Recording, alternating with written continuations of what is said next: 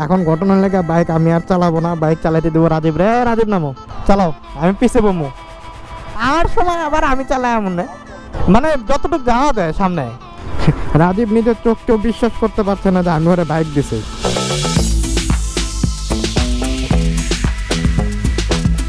ওকে okay okay, start start start. আজকে MT ride হবে, MT master of torque. Because of আজকে হাইওয়েতে যাইতেছি, তো হাইওয়েতে গেলে মাস্টার অফ টর্কটা খুবই কাজে লাগে। বিসমিল্লাহ। Oh good, very good. So hello everyone, welcome back to our channel নুমার্স গো। কেমন আছেন সবাই? আশা করি সবাই বেশ ভালো। হ্যাঁ, আমরা হাইওয়েতে যাইতেছি। হাইওয়েতে যাইতেছি। আচ্ছা, 300 ফিটকে হাইওয়ের ভিতরে পড়ে না? 300 ফিট যে নতুন রোডটা করছে মাওয়া এক্সপ্রেসওয়ে, যদি হাইওয়ে হইতে পারে, 300 ফিট রোডও তো হাইওয়ে, তাই না? মানে হাইওয়ে মানে ঢাকা চিটাগাং হাইওয়েতে যাওয়া লাগবে, বা ওইদিকে ঢাকা বরিশাল, ঢাকা খুলনা যাওয়া লাগবে, জিনিসটা তো সেরকম না। 300 ফিট দেওয়া তো ওই যে শ্রীমঙ্গলের দিকেও যাওয়া যায়, সিলেটের দিকে যাওয়া যায়। সব 300 ফিটে তো হাইওয়েতে পড়ে, তাই না? ও মা গো, দুটা দুই সাইডেতে চাপাচ্ছে। Good, very good. বিজয় সরণিতে এই পর্যন্ত মোটামুটি এইটুকু রাস্তা, এই চাপ খাইতে খাইতে আসলাম। এই চাপ দেয়, ও চাপ দেয়, মানে একটু মানে অফিস ছুটির টাইম তো সবার ভিতরে একটু তাড়াহুড়া বেশি। আর আমাদের দেশের যারা গাড়ি চালায় বা মোটরসাইকেল যারা চালায়, তাদের ভিতরে না কমন সেন্সের একটু অভাব আছে।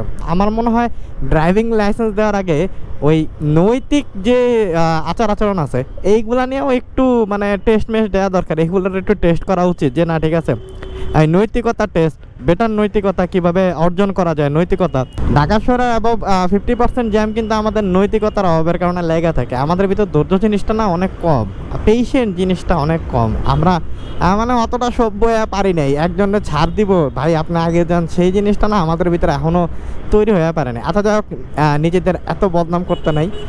আচ্ছা, ঘটনা হইলো গিয়ে একটু হাইওয়ের দিকে যাইতেছি। ওই যে ব্লগ শুরুর আগে যেটা বললাম না, একটু হাইওয়ে যেতে মন চাইতেছে, সে একটু হাইওয়ের দিকে যাইতেছিল গিয়ে 300 ফিট হাইওয়েতে। 300 ফিট ইউজুয়ালি আমি যাইতে চাই না, বাট এই রাজীবের জোরাজোরির কারণে এবার আশা লাগলো। অনেকদিন ধরে কইতেছে ভাইয়া চলেন 300 ফিট থেকে একটু ঘুরে আসে। পরে আমি বললাম ভাই 300 ফিটে যাবো, যাইয়া কি লাভ কও? কোনো তো লাভ নাই, যাবো আসবো, হুদাই গাড়ির তেল নষ্ট। কেবে আচ্ছা ঠিক আছে, আপনার গাড়ির তেল নষ্ট করার লাভ নাই, আমারটা নিয়ে চলেন, আমারটা নিয়ে যাই। তো সো এই যে এমটি 15 মাস্টার অফ টর্ক নিয়ে যাইতেছে হাইওয়েতে। আমি একবার ভাবছিলাম এক্সমোশনটাও নিয়ে আসে, পরে চিন্তা করলাম দুইটা বাইক আইনা শুধু শুধু এতগুলো তেল নষ্ট করে লাভ কি? তেলের লিটার 131 টাকা। আর সত্যি কথা বলতে কি 300 ফিট না আমার টানে না। এই 300 ফিট রোডটা পুরোপুরি কমপ্লিট হওয়ার পর থেকে, মানে সব সরণি মরণি টোটালি কমপ্লিট হওয়ার পর থেকে আমি মনে হয় টোটাল 5-6 বার গেছি। এর ভিতরে একবার গেছি বাণিজ্য মেলায়, আরেকবার যাওয়া হয়েছিল ওই যে বাইক ফেয়ার হয়েছিল না, এবারেরটা না, এবারেরটা বাইক ফেয়ার যায়নি, যাওয়ার কোনো ইচ্ছাই ছিল না। গতবার যাই মোটামুটি একটা ধরা খেয়ে গেছে, এবার সবারই একই রকম প্রতিক্রিয়া। আমি গতবার যাই মোটামুটি বুঝে গেছিলাম যে না, এইটা অ্যাকচুয়ালি বাইক ফেয়ার হইতে পারে না, এইটা অ্যাকচুয়ালি মানে বাইক ফেয়ারের নামে ধাপ্পাবাজি চলতেছে। সব এবারের বাইক ফেয়ারে যাওয়া হয়নি। গতবার এর আগের বার গেলাম, তারপর বাণিজ্য মেলা গেলাম একবার। আর এদিকে একটু কাজ থাকে আমার প্রতি মাসে, সো মাঝে মাঝে একটু যাওয়া লাগে। সো তারপরও আমি সবসময় চেষ্টা করি যে বাড়িদারের ভিতরে, বাড়িদার না, বসুন্ধরা গেট দেওয়া, ওই কি যেন বলে যমুনা গেট হয়ে আমি সবসময় ইউজ করার চেষ্টা করি বসুন্ধরার ভিতরে ঢোকার। বাট দেখা যায় অনেক সময় যে রাস্তায় জ্যাম থাকে, ওই ম্যাপস দেখে শিওর হয়ে নেই, তখন দেখা গেছে যে উপায় অন্তর না দেখে 300 ফিট রোডটা ইউজ করা লাগে। হাইওয়ে হিসাবে আমার সবচেয়ে অপছন্দের হাইওয়ে হলো গিয়ে এই 300 ফিট রোডটা। মাওয়া এক্সপ্রেসওয়েটা বোরিং, বাট এই 300 ফিট রোডটা আমার খুব একটা পছন্দ না, বিকজ অফ অনেক কারণ। এই যে যাইতেছি 300 ফিট গেলে মোটামুটি আপনারা একটা ধারণা পেয়ে যাবেন। কেন এর আগেও আমি বলছি, একবার যেহেতু মোটামুটি শিক্ষা হয়ে গেছে, কানাত পা ধরছিলাম যে না ভাই আমি আর 300 ফিট যাবো না, 300 ফিট প্রো রাইডার ছাড়া যায় লাভ নাই। এখানে মাওয়া জিপি বাদে এখন 300 ফিট জিপি হচ্ছে। সব বন্ধুরা চলে এসেছে 300 ফিট। এখন ঘটনা লেগে বাইক আমি আর চালাবো না, বাইক চালাইতে দেবো রাজীব রে। রাজীব নামো, বাইক চালাবে তুমি, এখন আমি চালাম না। এখন রাজীব চালাবে, চালাও, আমি পিছে বমু। গ্লাভস লাগবো না? গ্লাভস লাগবো। আর সময় আবার আমি চালাই এমন না, মানে যতটুকু যাওয়া যায় সামনে। রাজীব নিজের চোখকেও বিশ্বাস করতে পারছে না যে আমি ওরে বাইক দিছি। আইয়া হ্যাঁ, সত্যি কথা বলতে কারো পিছনে এখন মানে উঠতে না খুব আনইজি লাগে, মানে আগে যেরকম মানুষের পিছনে ঘুরে বেড়াইতাম এখন না সেরকম মানে ওই রকম মানে ফিলিংস পাই না মানুষের পিছনে উঠতে, মানে পিলিয়ন হইতে মানে খুবই আনইজি লাগে।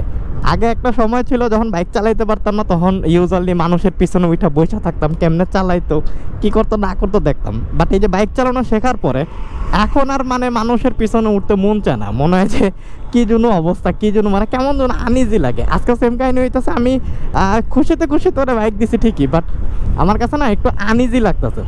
আমার কাছে মনে হইতেছে আমি বাসতেছি এরকম লাগতেছে। পিছনে বইয়া না অভ্যাস থাকলে যেটা অনেক দিন পর পিলিয়ন হিসাবে আমি যেখানেই যাই, ইউজুয়ালি যেখানেই যাইতেছি, দেখা গেছে রাজীবের কাজ হোক আমার কাজই হোক, আর দেখা গেছে রাজীব যদি আমার সাথে যায় আর একটা বাইক যদি নেই, সবসময় চেষ্টা করি আমি চালানোর, ম্যাক্সিমাম টাইম অ্যাবাউট 99% টাইমই আমি বাইক চালাই, রাজীব আমার পিলিয়ন হিসেবে বসে। বাট আজকে একটু ডিফারেন্ট, আজকে ইচ্ছা করে ওরে আমি বাইকটা দিলাম। সবসময় কারাগারি করে ভাইয়া আমারে দেন আমি চালাই, বাট আজকে আমি সেটা করতেছি না, আজকে ওরে দিছি ভাই তুই চালা, আমার চালাইতে মন চাইতেছে না। অবশ্য আসার সময় আমি ঠিকই চালাবো।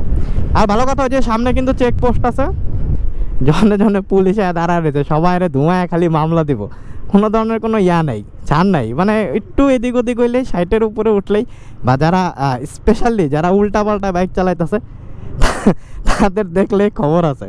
গুড, এটা একটা গুড ইনিশিয়েটিভ, এটা আরও বেশি করা উচিত এবং এটা আরও আগে থেকে করা উচিত ছিল। রাজীবের কিন্তু স্পিড সর্বোচ্চ কিন্তু এই যে এখন সর্বোচ্চ লিমিট ক্রস করে নাই, 40-এর উপর উঠাইতেছে না, অথচ 60 উঠানো যাবে যেহেতু এটা হাইওয়ের ভিতরে পরে, সুতরাং 60 পর্যন্ত লিমিট আছে। তো রাজীব এরপরে দেখতেছে 40-এর উপর উঠাইতেছে না।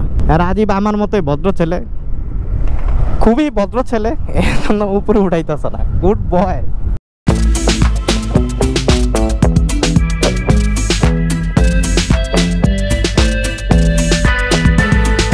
যাক, রাজীবের পালা শেষ, এখন আমার পালা শুরু। ও কেমন চালাইলা? ওর ফিলিংস হ্যাঁ পড়ছে, পিছে বললে আমার লাগে ডর। ঘটনা হয়েছে, আমরা যারা ট্রাভেলার, আমরা যারা ঘুরতে পছন্দ করি, আমি সবসময় একটা জিনিস বলি, আমি ব্লগার, মোটো ব্লগার, তার থেকে বড় যেটা সেটা হলো আমি একজন ট্রাভেলার। আমি ছোটোবেলা থেকে ঘুরতে খুবই পছন্দ করি। আর এই বাইক কেনার পরে, বাইক চালানো শেখার পর থেকে এই ঘোরাঘুরির মানে পোকাটা না বেশি করে বাড়ছে। বাইক ট্যুর দেওয়া শিখছি যখন থেকে, তারপর থেকে না মাসে অন্তত 1-2বার ওই হাইওয়েতে না গেলে না মনটা যেন কেমন হয়ে যায়, উদাস লাগে। লাস্ট হাইওয়েতে উঠা হয়েছিল ঢাকা চিটাগাং গেলাম, ওই যে কি যেন বলে চিটাগাংয়ের ড্রাইভার হোটেল পর্যন্ত গেলাম। তো তাও সেটা রোজার আগে, রমজানের ঈদের আগে তো বটেই, রোজার আগে, রোজা স্টার্ট হয়েছে তার 3 দিন না 2 দিন আগের জন্য গেছিলাম। তো তারপর অ্যাকচুয়ালি হাইওয়েতে না ওঠা হয় নাই। ইভেন আমি এই 300 ফিটও আসি নাই। মাওয়া আসছিলাম কিনা আমার মনে পড়তেছে না। মাওয়াটারে আমি অ্যাকচুয়ালি হাইওয়ে ধরি না, মাওয়াটা আমার কাছে কেমন জানি বোরিং লাগে। সেম গোজ ফর 300 ফিট রাস্তাটাও আমার কাছে আগের মতো মানে লাগে না। এটার বিভিন্ন কারণ আছে। প্রথমত কারণ হলো ছাপরি গ্রুপ, দ্বিতীয় কারণটা যেটা সেটা লেখা, এই রাস্তা বেশি প্লেন থাকলে রাস্তার ভিতর যদি থ্রিল জিনিসটা কাজ না করে, আমি এই কথাটা আগেও বলছি, 2টা ব্লগে বলছিলাম। আচ্ছা যাই হোক, ওই থ্রিল কাজ না করলে না আর রাস্তা মজা লাগে না। এই যে চালাও এখানে লাগে যে অ্যাডাপটিভ ক্রুজ কন্ট্রোল আছে না কিছু বাইকে, গাড়িতে তো আছে, দামি গাড়িগুলোতে থাকে। এখন দেখলাম কিছু বাইকেও আছে, অনেকে যে হাই স্পেকের বাইকগুলো, BMW, স্পেশালি BMW মোটর সিরিজের যে বাইকগুলো আছে, অ্যাডভেঞ্চার সিরিজের বাইকগুলো আছে, ওগুলোতে ক্রুজ কন্ট্রোল আছে। মানে জাস্ট আপনি একটা স্পিড সেট করে রাখবেন, বাইক অটোমেটিক ওর নিজের গতিতে চলতে থাকবে। 300 ফিট আর মাওয়া এক্সপ্রেস হাইওয়ে, এই দুটো অ্যাকচুয়ালি মানে ওই অর্থে এই দুটাই এক্সপ্রেস হাইওয়ে না। আমার অর্থে যেটা, আমার কাছে যেটা হাইওয়ে মনে হয়, সে হাইওয়ে এটা না। অনেকদিন পর হাইওয়েতে আসলাম, হাইওয়েতে আসার পর এক্সপ্রেসওয়ে, অনেকদিন পর এক্সপ্রেসওয়েতে আসলাম, আসার পর এখন ভালোই লাগতেছে। এই রাস্তাটায় ছাত্রীদের প্রচুর পরিমাণ উৎপাত ছিল।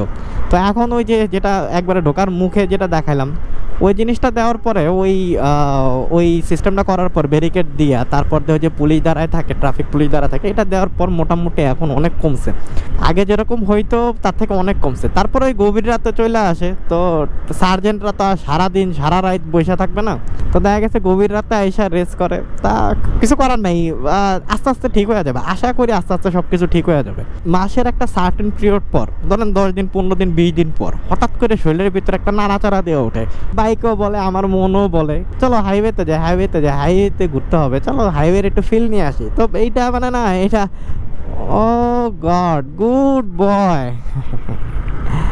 ইন্ডিয়ার হাইওয়ের অনেক ভিডিওতে দেখলাম কি ওদের এক্সপ্রেসওয়েগুলো সাইড দিয়ে না দুই পাশে পুকুরের মতো কাটা থাকে, যাতে ওই কুকুর বিড়ালের মতো অন্য যে প্রাণী যেগুলো আছে ওগুলা যাতে রোড ক্রস না করে, মানে সরি রোড না, এই খাল ক্রস করে এক্সপ্রেসওয়েতে যেতে না উঠতে পারে, সেই একটা ব্যবস্থা করে রাখা আছে। বাট আমাদের দেশে সেরকম কিছু নাই। বাইক অ্যাক্সিডেন্টের অ্যাবাউট 5% আর 10%-এর জন্য কিন্তু এই কুকুরের দৌড়াদৌড়ি দায়ী। এটা মানে খুবই ভয়াবহ একটা জিনিস, যারা জীবনে ফেস করছে তারা জানে। আচ্ছা যাই হোক, যেটা বলতেছিলাম, 10 দিন 15 দিন 20 দিন 1 মাস পার হয়ে গেল তো মাথা নষ্ট হয় যে হ্যাঁ এখনো যাও নাই হাইওয়েতে যাওয়া লাগবে না, বাইকটার একটা হাইওয়ের ফিল দেওয়া লাগবে না। আর বাইকও কেমনে জানি বোঝে, নর্মাল সিটিতে চালালে যেরকম বিহেভ করে হাইওয়েতে ওঠার সাথে সাথে না, বাসা থেকে যখন বেরোই যে না আজকে চিটাগাং যাইতেছি, ওই সকালবেলা স্টার্ট দিলে বাইক কেমনে জানি টের পাওয়া যায় হ্যাঁ আজকে তো আমরা হাইওয়েতে যাইতেছি, কি মজা হবে। বাইক টোটালি বিহেভ চেঞ্জ হয়ে যায়, বাইক ওরকম গর্জন তর্জন শুরু করে দেয়। আমার বাইকের ক্ষেত্রে না, শুধু রাজীবের বাইকের ক্ষেত্রেও সেম কাহিনী। আমি রাজীবেরটা নিয়েও গেছি, তো হাইওয়ের নাম শুনলে টোটালি বিহেভিয়ার চেঞ্জ। ওই সকালবেলা স্টার্ট দিলে বাইক কেমনে জানি বোঝে আজকে তো হাইওয়েতে যাওয়া হইতেছে। তো দেখা গেছে ওই আমাদের প্লাস হলো আমাদের বাইকের দুইজনেরই একই সমস্যা। ওই 15 দিন 20 দিন গেলে খালি হাইওয়ে করে। তো অনেক দিন পর আজকে হাইওয়েতে রাইড করতেছি, ভালো লাগতেছে। আমরা চাই কি, আমরা এলাকায় একটু ঘোরাঘুরি করতে চাই, হাইওয়েতে যেতে চাই, এই তো। এছাড়া আর জীবনে কি আছে ঘোরাঘুরি ছাড়া? জীবন তো একটাই, ঘুরে ঘুরে দেখতে হবে সব কিছু ঘুরে ঘুরে দেখতে হবে, কোথায় কি আছে না আছে সব কিছু। আর সত্যি কথা বলতে আজকের আবহাওয়াটাও জাস্ট অস্থির লেভেলের, মানে দুপুর পর্যন্ত, দুপুর না 4টা 4:30 পর্যন্ত এত পরিমাণ রোদ ছিল বলার বাইরে, মানে মাথা ফাইটা যাবো এরকম রোদ। আমি তো মধ্যে দিয়ে একবার নিষেধ করে দিয়েছিলাম রাজীব আমি যাবো না।